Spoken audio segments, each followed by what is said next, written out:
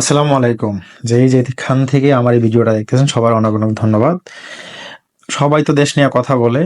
তো আমি চেষ্টা করি একটু ভিন্নভাবে আপনাদের ইনফরমেশনগুলো দেওয়ার জন্য, যেগুলো আমাদের জন্য একটু কষ্টসাধ্য বা আ সাধারণত আমরা পাই না।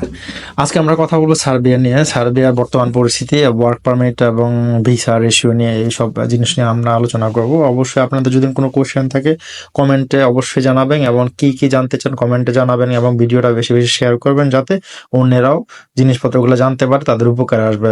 অবশ্যই আমার বাংলাদেশ থেকে আমরা যেহেতু ইউরোপে আসতে চাই, আমাদের যেহেতু অর্থনীতি অনেকটা ডিপেন্ড করে রেমিটেন্সের উপরে, সেক্ষেত্রে এটা অনেক বড় একটা গুরুত্বপূর্ণ, আমি মনে করি যে ইনফরমেশন ভিডিও আমার ভিডিওতে থাকে, আমি চেষ্টা করি। যাই হোক, আজকে কথা বলবো যে সার্বিয়ার প্রধানমন্ত্রী কেন পদত্যাগ করছে। আপনারা জানেন গত 28 তারিখে এই যে সার্বিয়ার প্রধানমন্ত্রী পদত্যাগ করছে, এবং কেন করছে কারণ হচ্ছে সার্বিয়ার একটা শহর আছে যেটার নাম হচ্ছে নবি সাদ। নবি সাদের রেল স্টেশনে একটা ব্রিজ ভেঙে পড়ছে, ভেঙে পড়া 15 জন লোক মারা গেছে, এবং 15 জন লোক মারা যাওয়ার পর থেকেই মনে করেন যে পুরাই সার্বিয়াতে একটা অশান্তি সৃষ্টি হয়েছে। স্টুডেন্টরা বাইরে চলে আসছে, স্টুডেন্টরা আন্দোলন করতেছে সরকারের বিরুদ্ধে, সরকারের এবং যে কোম্পানি এটা নিয়ে কাজ করছে ওই কোম্পানির বিরুদ্ধে, এবং তারা অলরেডি তাদের সাথে সাধারণ জনগণ প্লাস আমি যখন কথাটা বলতেছি আজকে হলো আপনার 29 তারিখ। আমার জানা মতে শুক্রবার হচ্ছে আপনার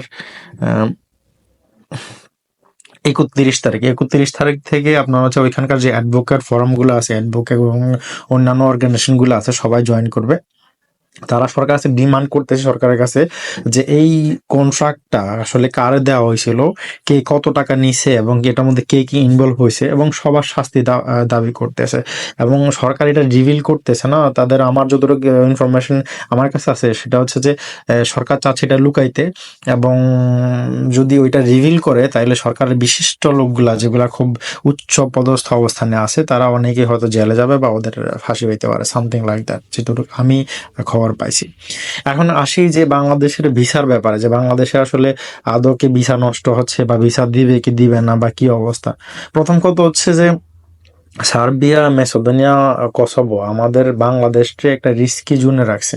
রিস্কি জোন, ওরা বলে যে এই দেশটা হচ্ছে সার্বিয়া, নেপাল, এই দুইটা দেশের রাখছে রিস্কি জোনে, হাই রিস্কি জোনে সার্বিয়া। তো সেই ক্ষেত্রে কিছু সংখ্যক মনে করেন যে 5টা, 3টা, 2টা, 1টা, 10টা, সর্বোচ্চ একটা কোম্পানিতে 15টা, আমার মনে হয় যদি খুব ভালো কোম্পানি হয় ওরা অ্যাপ্রুভাল দিচ্ছে। তাও ডিপেন্ড করে কোম্পানির উপর, কোম্পানি মালিকের ইন্টারভিউর উপর, ওদের ফাইন্যান্সিয়াল স্ট্যাটাসের উপর, তারপর হচ্ছে গ্যারান্টির উপর। এরপর সর্বোচ্চ পর্যায়ে ওরা চেষ্টা করে ফোর্স করে যে বলার জন্য মালিকরে যে তুমি এই লোকগুলো আইনো না, আইনা তুমি ফিলিপিন থেকে দেখো, তুমি ইন্ডিয়া থেকে দেখো, বা অন্যান্য দেশগুলো যেগুলো রিস্কের জন্য না ওই দিক থেকে নেওয়ার জন্য। যদি বাংলাদেশ থেকে আনে তাহলে দেখা গেছে 20,000 ইউরো পর্যন্ত জরিমানা, এবং তাদের যে অ্যাসাইলাম সেন্টার থাকবে, এবং ওদের ডিপোর্টেশন করতে অন্য কোথাও ধরা পড়লে যত খরচ আসে সব প্রত্যেকটা লোকের মালিকরে দিতে হবে। এবং যার কারণে বেশিরভাগ এখন পর্যন্ত আমাদের ক্ষেত্রে যেটা হয়েছে যে বেশিরভাগই মনে করেন কোম্পানি মালিকরা ভয় পাওয়া যায় যে আসলে এটা অনেক বেশি রিস্কি, এবং কি না কি হয় এমন একটা ভয় দেখানো হয়। তারপর আপনাদের বলবো যে আপনারা হাল না ছেড়ে, অবশ্যই যেহেতু আমাদের কোনো উপায়ও নাই, কারণ বাংলাদেশ থেকে বর্তমানে ক্রোয়েশিয়া বন্ধ হয়ে গেছে আপনারা জানেন। আমি সর্বপ্রথম ভিডিওটা করছিলাম যে 13 তারিখে, জানুয়ারি 13 তারিখে। এরপর থেকে অনেকেরই অনেক কথা, অনেক কথা বলছে, বাট আমার মনে হয় আমার কথাগুলো আমি যে সবার আগে বলতেছি এবং ইনফরমেশনগুলো দিতে পারছি, নিজের অনেক বেশি ভালো লাগে।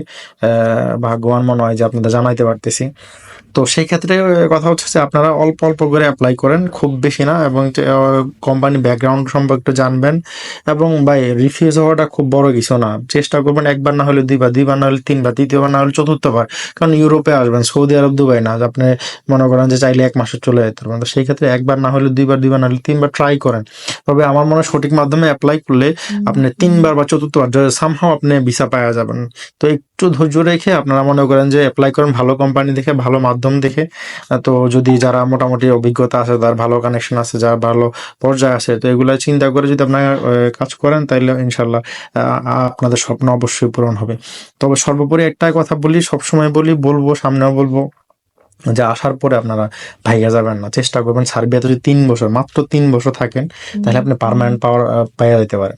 পার্মানেন্ট মানে আপনি সার্বিয়াতে একটা সার্বিয়ানের যে যেই কি বলে রাইটস আছে, আপনার সেম রাইট থাকবে। তাহলে কি কারণে পালাই যাবেন? আপনি 3 বছর কোথায় পার্মানেন্ট পাবেন? পৃথিবীর কোথাও আমার জানা মতে নাই।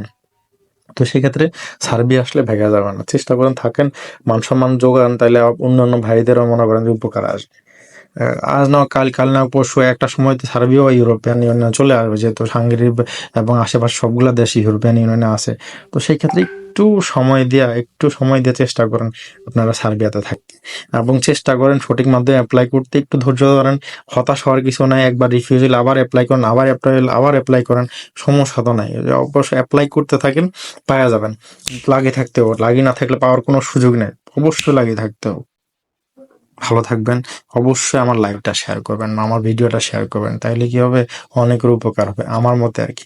আর যদি না চান, আপনাদের ইচ্ছা। ভালো থাকবেন। আসসালামু আলাইকুম।